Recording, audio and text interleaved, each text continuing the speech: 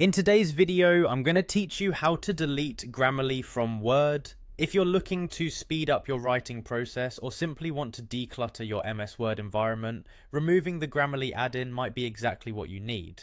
Let's walk through this step-by-step process together. First, you'll want to open up Microsoft Word on your computer. This is important because we will make sure that everything is logged out before proceeding with the uninstallation. Once you're in Word, take a moment to log out of your account if you're signed in. This helps ensure that there aren't any open connections that could interfere with the uninstallation process.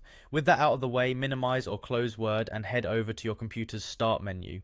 This is usually located in the lower left corner of your screen, marked by the Windows logo. Click on it to bring up the search bar.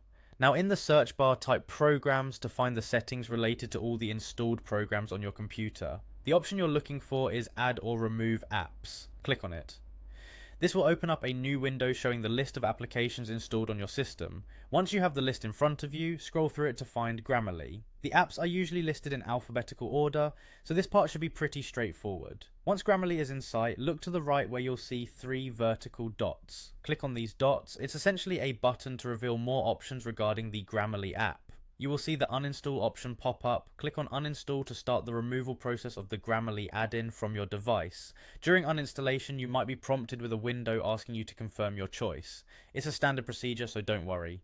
Click yes or uninstall again to confirm you want to remove Grammarly. The uninstallation process will then proceed, freeing your Word environment from Grammarly's presence. It's always a good idea after uninstalling software to restart your computer to ensure everything settles and updates correctly. And there you have it, folks, how to delete Grammarly from Word. Whether you're cleaning up your system or need a reset, this simple process gets the job done. If you found this tutorial useful, consider subscribing for more tips and tricks. If you experience any issues during the process,